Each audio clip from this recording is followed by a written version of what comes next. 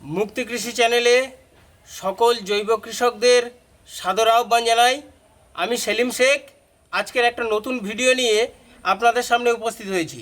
তো আজকের যে ভিডিওটি আমি বানাতে চলেছি সেটি একদম সম্পূর্ণ ঘরোয়া পদ্ধতিতে একটা দ্রবণ তৈরি করব, যেটা আপনার গাছকে সুস্থ সবল করে গড়ে তুলতে সাহায্য করবে আর আপনার গাছে ফুল ফল ঝরা রোধ করবে এবং আপনার গাছকে আরও অপুষ্টিজনিত রোগ থেকে আপনার গাছকে মুক্তি দেবে। তো চলুন আমরা প্রথমে দেখে নিই এই তরলটি বানানোর জন্য যা যা উপকরণগুলো নিয়েছি এবং এই তরলটির নাম দেওয়া হয়েছে শস্যগব্য। শস্যগব্য তৈরি করতে আমার যা যা উপকরণ লাগছে আমি এক এক করে একটু দেখে নিই। আমি এখানে নিয়েছি সিম্বগোত্রীয় বা ধনচে গাছের শিকড় নিয়েছি 200 গ্রাম, গোমূত্র নিয়েছি 2 লিটার, পেয়ারা পাতা নিয়েছি 100 গ্রাম, শুকনো খড় ছোট ছোট করে কুচে নিয়েছি, শুকনো খড় নিয়েছি 100 গ্রাম, কলা পাতা নিয়েছি 100 গ্রাম এবং সিম্বগোত্রীয় গাছের গোড়ার মাটি নিয়েছি 300 গ্রাম এবং আমার এর মধ্যে গোবর রাখা আছে। গোবরটা আমি এখান থেকে নেব 2 কেজি পরিমাণ গোবর নেব আর নিয়েছি 5 লিটার জল। তো এই সমস্ত উপকরণ দিয়ে আজকের আমি আমার এই তরলটি তৈরি করব।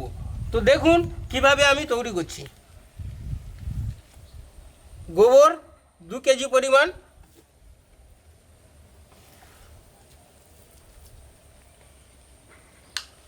দু লিটার গোমূত্র আমি এই পাত্রের মধ্যে দিয়ে দিলাম।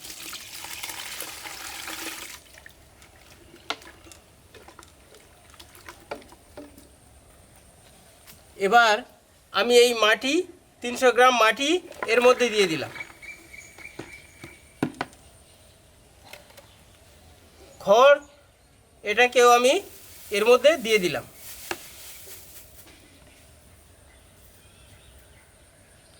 এবার আমি একটু 5 লিটার জল দিয়ে দেব।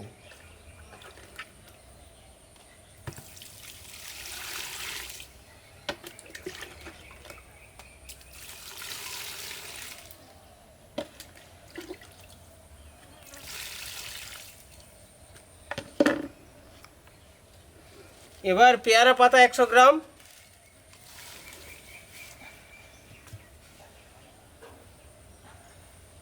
গাছের শিকড় 200 গ্রাম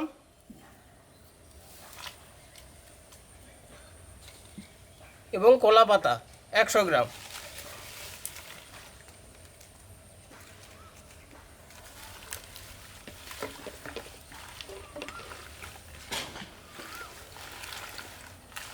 একত্রে ভালো করে এটা মাখিয়ে নেব।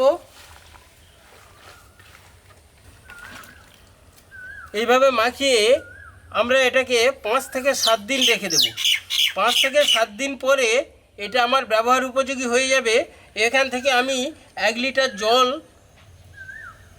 এই শস্যগব্যের 1 লিটার জল ছেঁকে নেব এবং এর সঙ্গে আরও আমি 9 লিটার জল দিয়ে আমার গাছে আমি স্প্রে করব।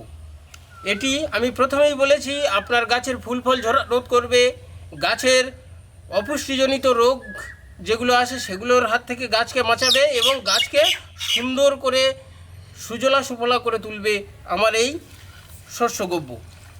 তো এটি আপনারা কখন ব্যবহার করবেন? আপনারা এটি সব সময় যে কোনো জৈব ম্যানিওর আপনারা বিকেলবেলা রোদ যখন অনেকটা বেলা পড়ে আসবে এবং রোদের তীব্রতা যখন অনেকটা কমে যাবে তখন কিন্তু এইটা ব্যবহার করবেন। তীব্র রোদে এগুলো ব্যবহার করা যায় না। তো ধন্যবাদ।